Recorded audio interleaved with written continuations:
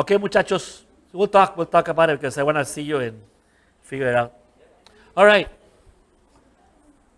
let's see. Um, so last week we talked about the new moon, right? The new moon. So we kind of got away from our personalities because we were looking at that. So let's talk about a little bit and understand why do you think that is very important to understand and to know personalities? Why do you think that? Well, or do you think that it's not that important? Or why is that it would be a good idea to know personalities? To know ourselves. Yes. Most of our insecurities, more of our fears, more of the things that doesn't allow us to be happy is because we don't know who we are. Now, something that we need to understand though about personalities because we think sometimes very simple. In the sense that says, oh, that's my personality. Personality is only react or manifest depending on 4 areas of your life.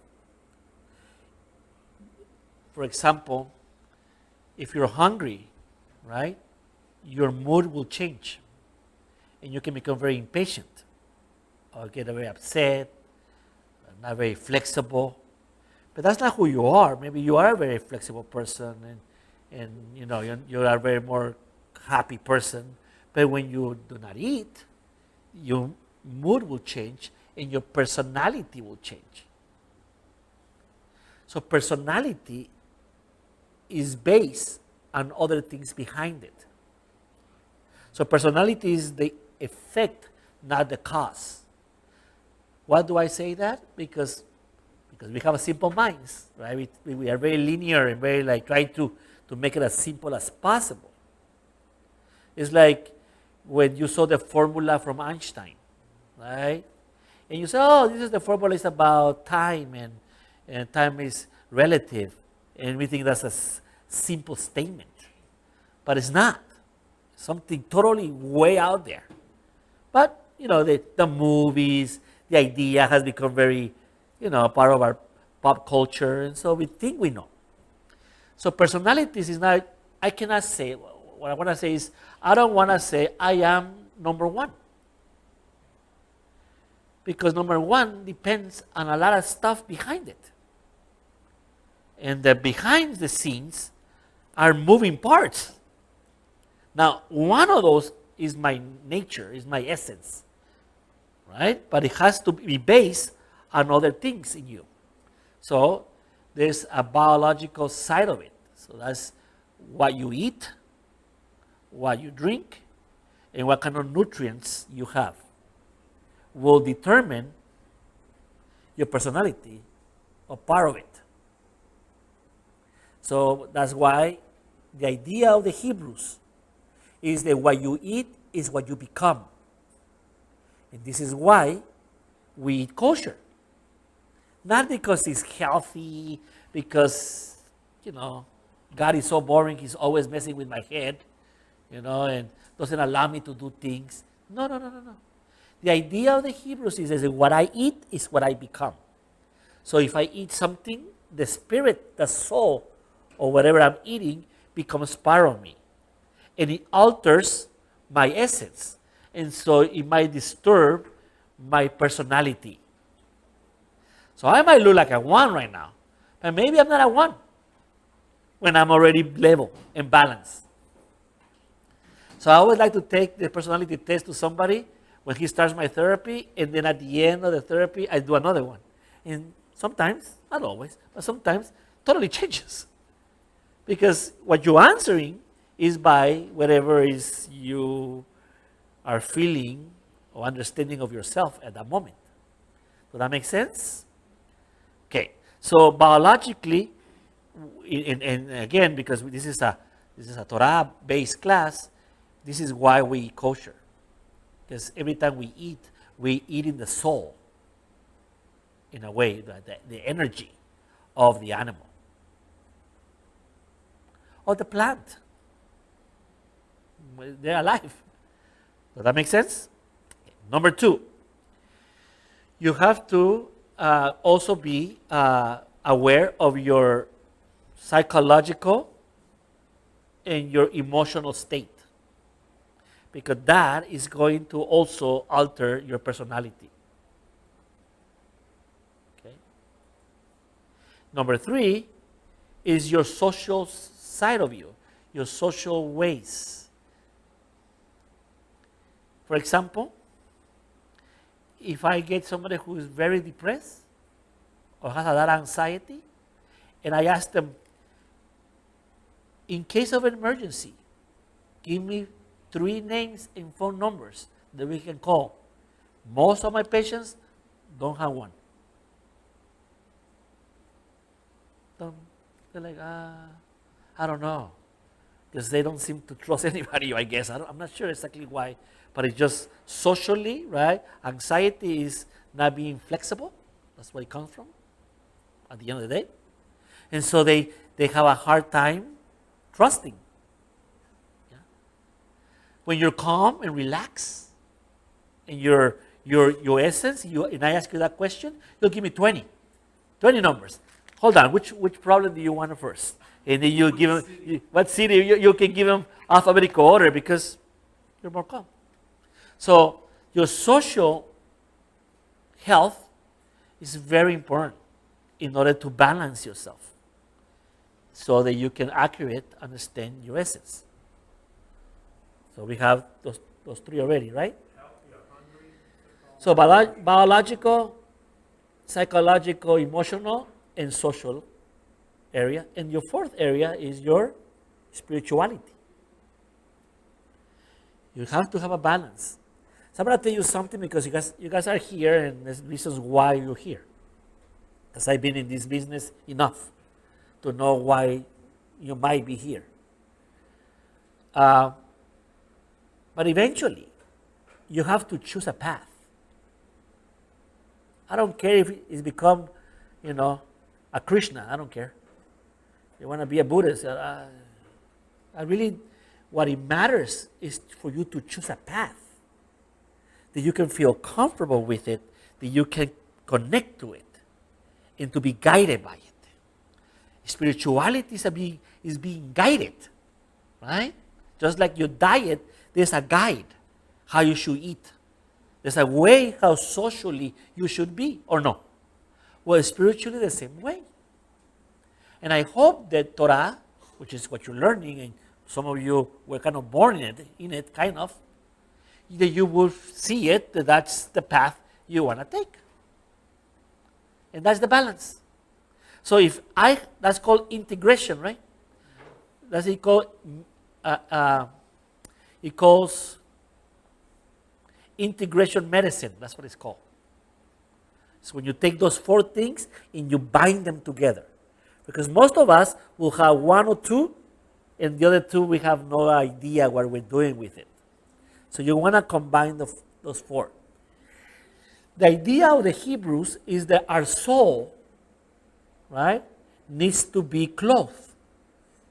Has to have clothes, cannot be naked. This is why Adam, when he sinned, felt naked.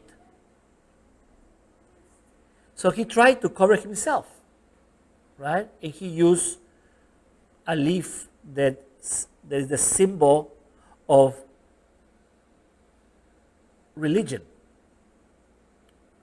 The leaf that he uses, that plant, this is symbolic of trying to cover the truth of who you are. He wanted to cover his nakedness. So Torah says that you are clothed, and that your clothes are made of 2 different threads. One is altruism, which is the giving part of you, and the other part is your egoism, the part that is to receive, and then is weaved through it. And so you're clothed of 2 natures. this is what these personalities are. They have a pretty, I would say, a positive side of it, but it also has a very negative side of it, right?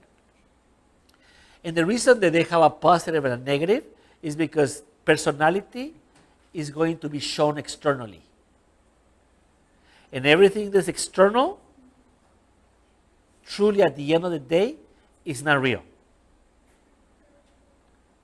So if I eat something that it gives me pleasure, it could be the reason why I die. Right? You know, it was good for me when I was young is not very good now that I'm old. So that means that because it has opposites, it's truly not that real in the external world. So when I was young, right, I was, I don't know, 17, 16, I needed to eat a lot because my waist was at 27, 28. So that's pretty thin. So I needed to eat. So I would eat from Wendy's, right, before the game, about an hour before the game. I would eat a triple, a double fries, and a regular Coke.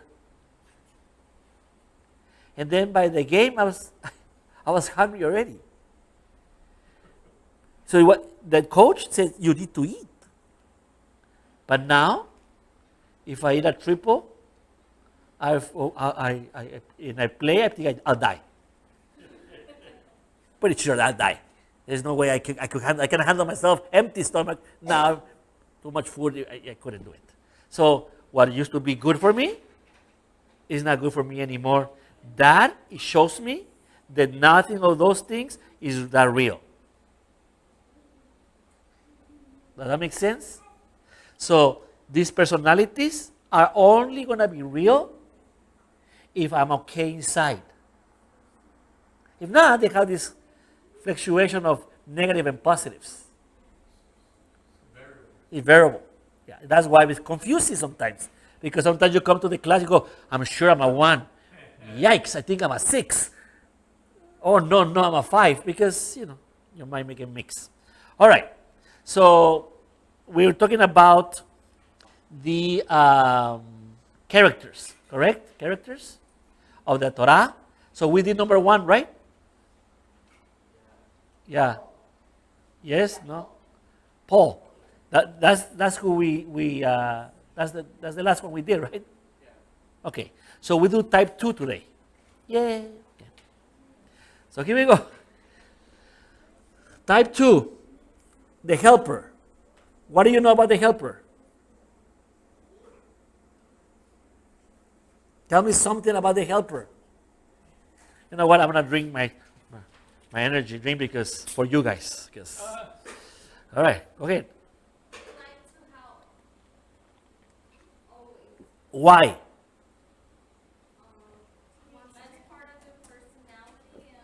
Because what? Why? Because they find pleasure helping other people. No. They don't know how to put boundaries. Yes, but why they want to be helpers? They want to be needed. They want to belong. One of the reasons why people suffer the most is because they don't belong. Or at least they don't feel they belong. They seem divorced from their own families, from their own friends, from their own church, from their own nation. Right? They don't belong. When I started doing statistics, because that's my PhD is really on that. In the United States, I think it was in the 20s, like 23, if I'm going to say it, of people living by themselves. 23%. I think that's what it was. Now, right now, it's about 45 to 48% of the nation lives alone. That's why you see so many apartments. This is the logical thing, right? Because most families would like to live more in a house, but apartments are very perfect for in one individual. So imagine if 45% of the nation lives alone, how many of those 45 feel that they belong to a nation, to a culture, to families? Not many. So how many of those, right, are really happy? Not many. So just by that number, 50% of the nation is not doing very well. Belonging is a very important thing in our lives. So in our four integration, what level is that? Belonging. What I gave you, the first four that I gave you first. Social. Yeah, social. Yeah. Okay, so let me give you what we know about them quickly.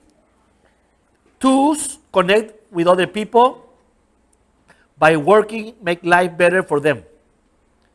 Right? The twos are recognized by these virtues: empathy, sincerity, generosity, and willingness. They can become very kind.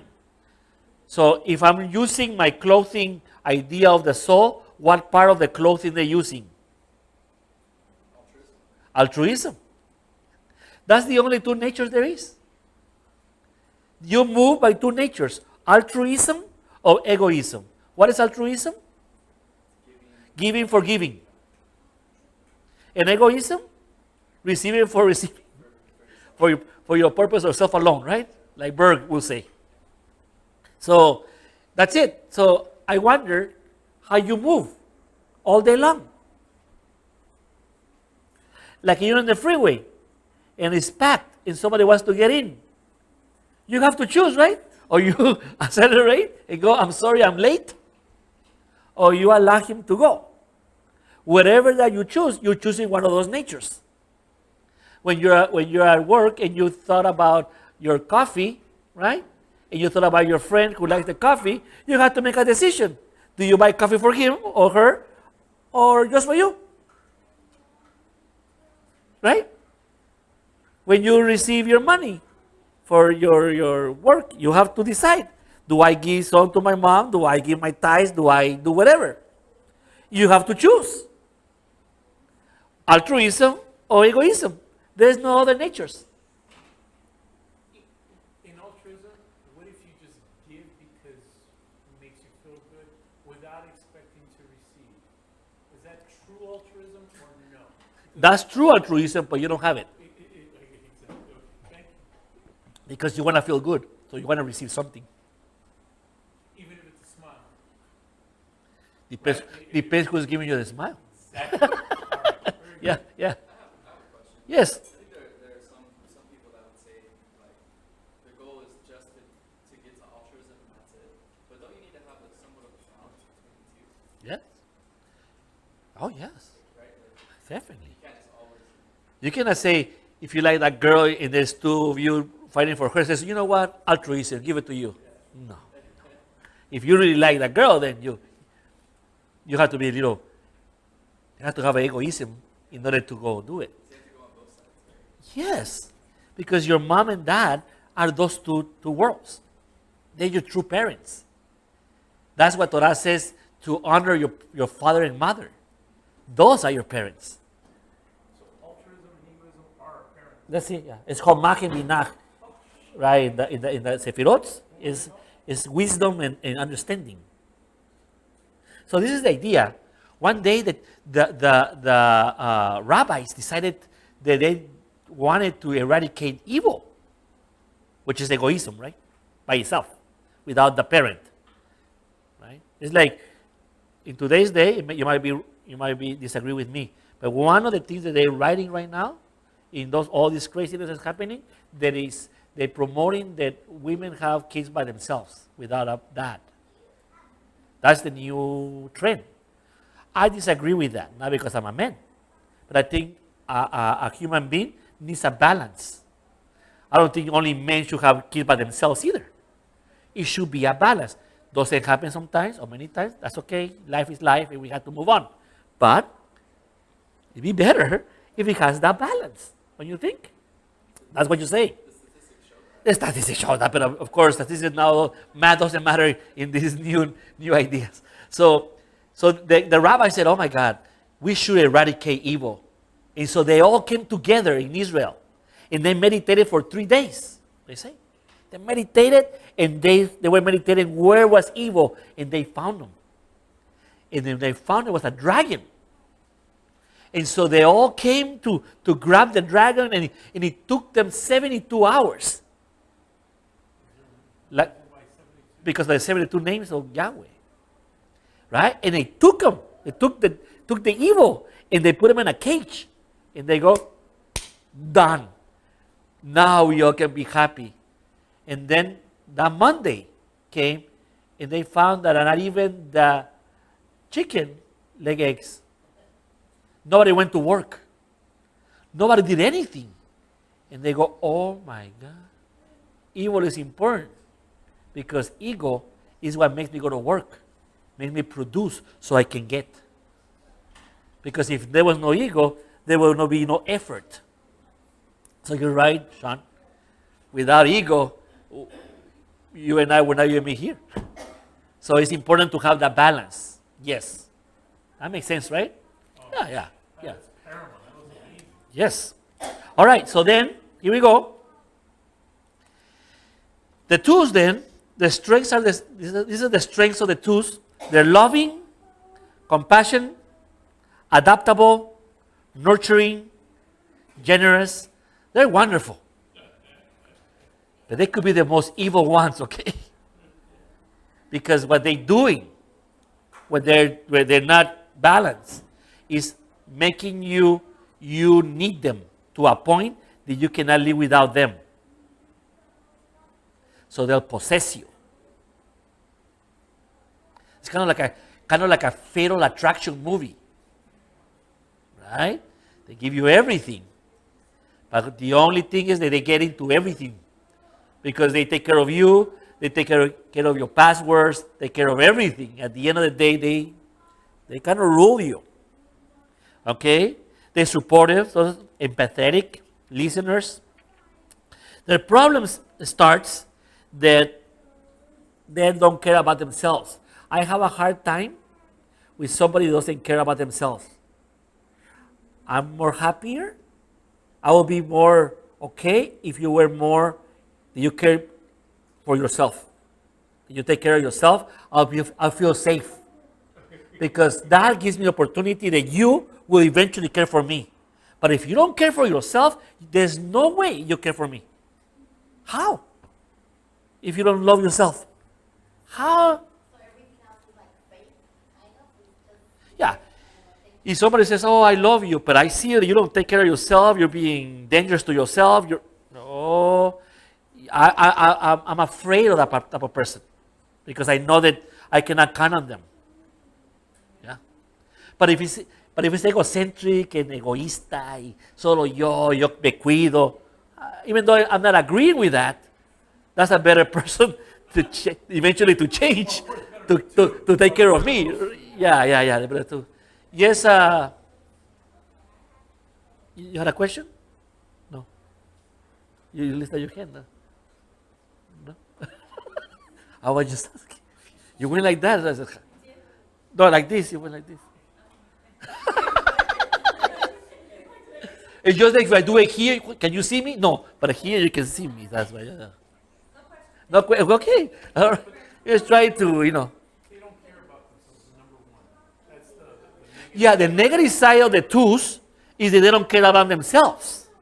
So whatever they're doing to you, I will really think about it. Okay? Number two thing is they have a hard time to belong.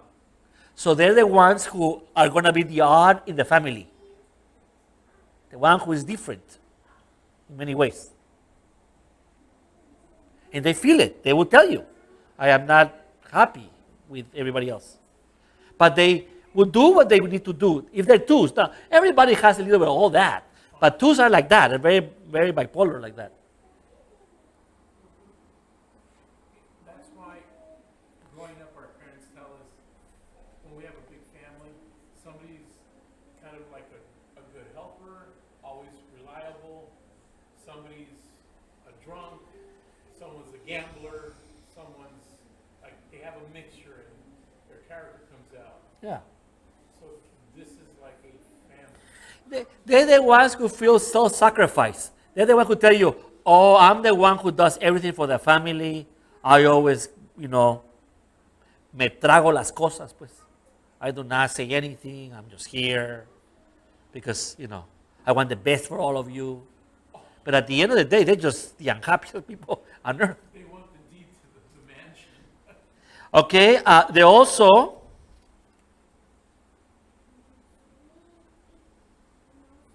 they see themselves really low, like they're nothing, or they see themselves high because they're everything. They just don't want you to. They don't want to show you their true self because they don't know, so they have to inflate their egos in this case. So they have a hard time. So here we go. Saying all that, right, I'll give you an idea of who they are because we talked about this before.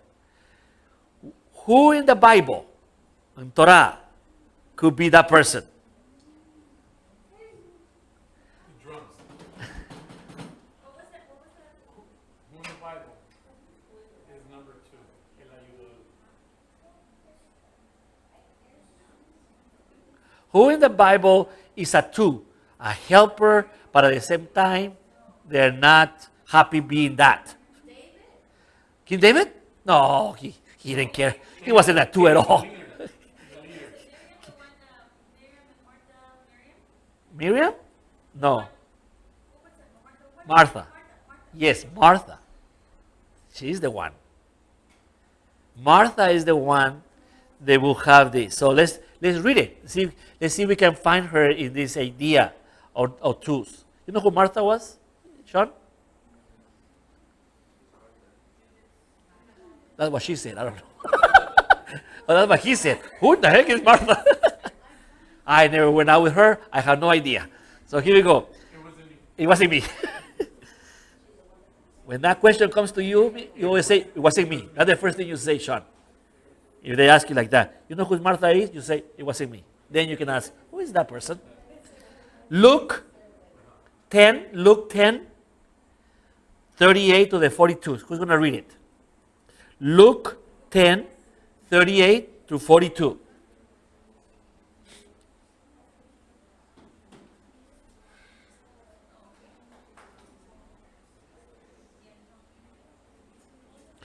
Who's going to read it? iPhone, get your iPhones out. Okay. So we're going to do 10, 38 to 42. Here we go, guys. Sean's gonna read. Let's listen. Please. Alright, so it says, as they went on their way, he entered into a certain village, and a certain woman named Martha received him into her house. She had a sister called Mary, who also sat at Yeshua's feet and heard his word. But Martha was distracted with much serving, and she came up to him and said, Adonai, don't you care that your sister left me to serve alone?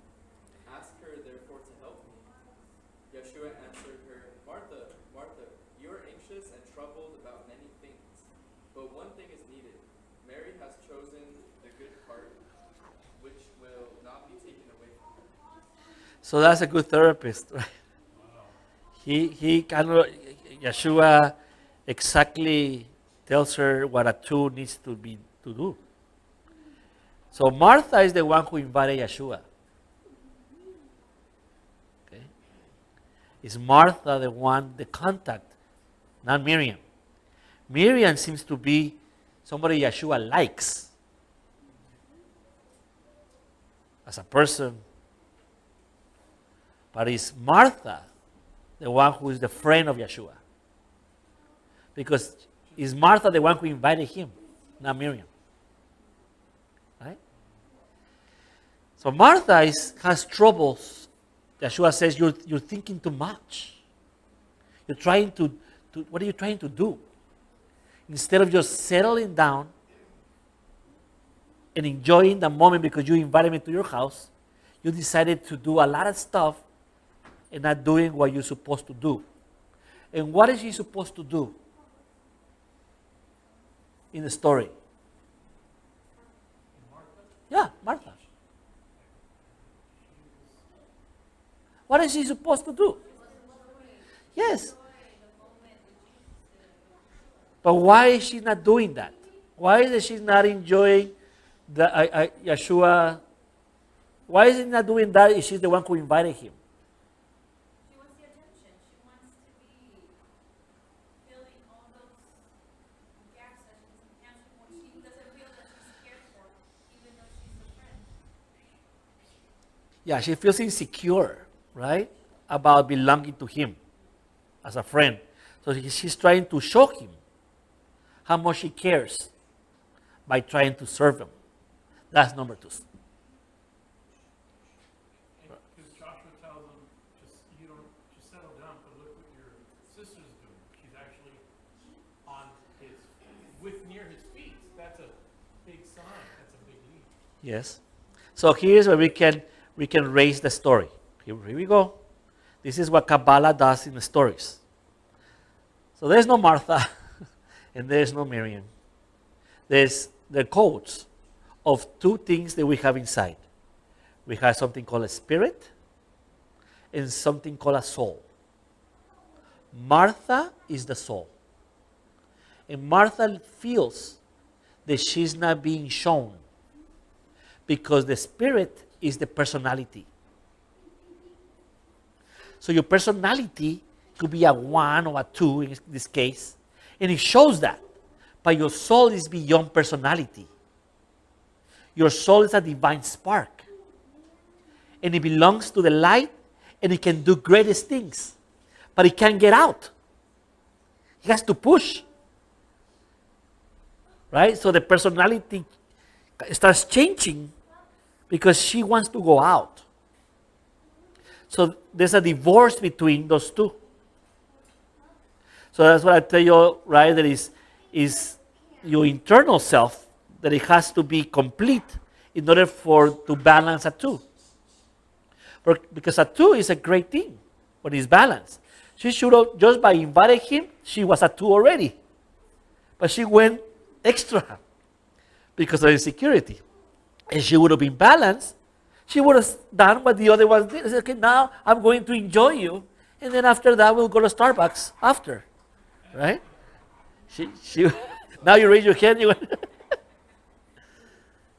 like she wasn't caring for herself, like she was more concerned about being accepted. She was trying to get that acceptance. Yes. In the moment she felt that she was not belonging, what happened?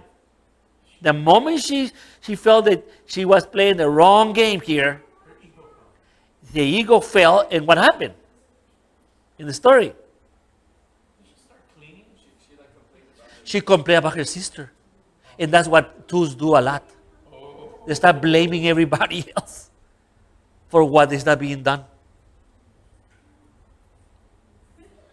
Does that make sense? That's crazy, huh? It's like they expect everyone else to kind of be like.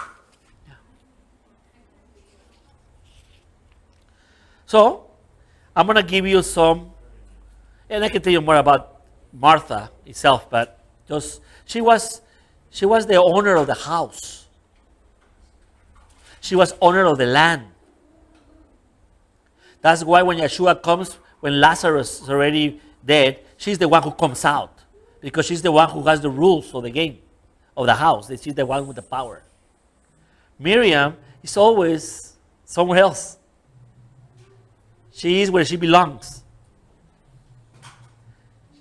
So when Yeshua, there's a story that when Yeshua asks, get that stone from the cave where Lazarus was, everybody saw Martha and asked Martha, should we do it?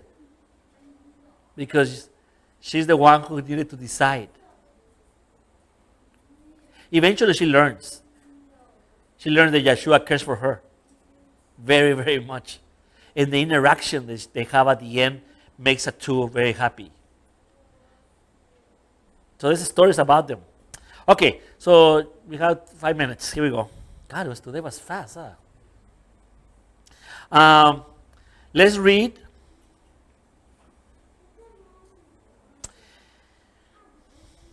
Psalms 37, 3 to 4. Psalms 37, 3 to 4.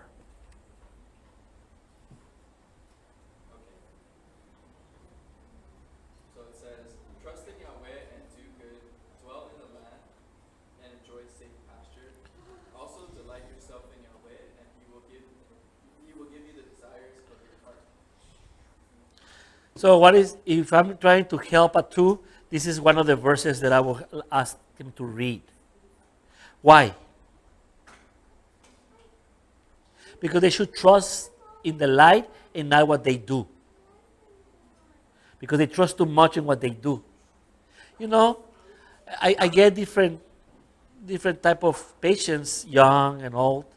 And lately I've been getting some 18, 19 that are finishing senior year or starting first year of college. And I listen to them. And they're so into their school.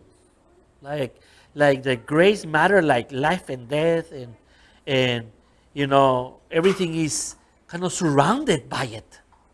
You probably get people like that, kids like that in college, like, you know, the grades and the things, and I look at them and I say, you know, even though socially and culturally we want our kids to go to the best universities and to do good in school because we believe as a culture that having these degrees, you're going to be happier. At the end of the day, putting trust that that's you is going to be a big no-no eventually.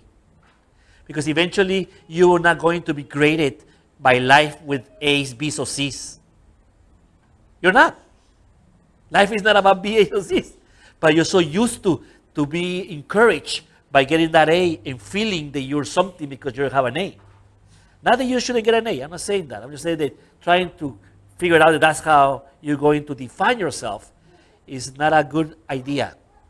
Number two is define themselves by how much they help you. In the moment that you're not around, because we change. You're not my friend anymore in the sense that we don't see each other that much. That happens. What's going to happen to you who are a two, who define yourself by what you do or what you help people? Right? So one more and we go. Let's do Psalms 34, 17 to 18.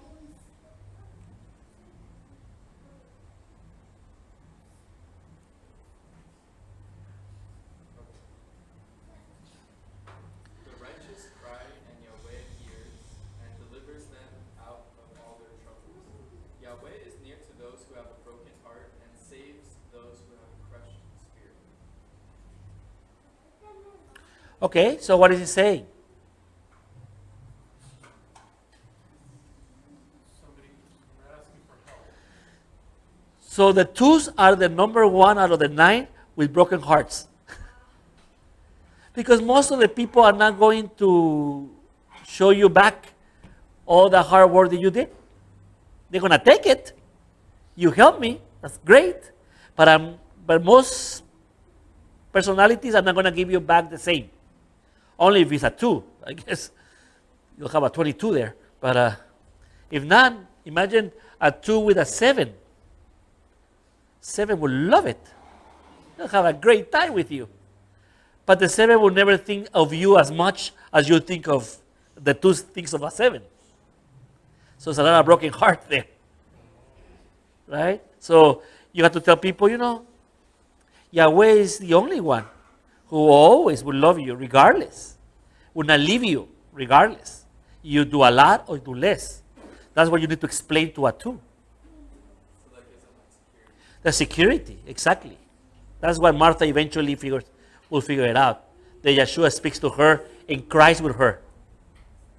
Yeah. All right. My time is over. I have to go and marry somebody. All right. Okay, guys. Thank you so much. Appreciate it.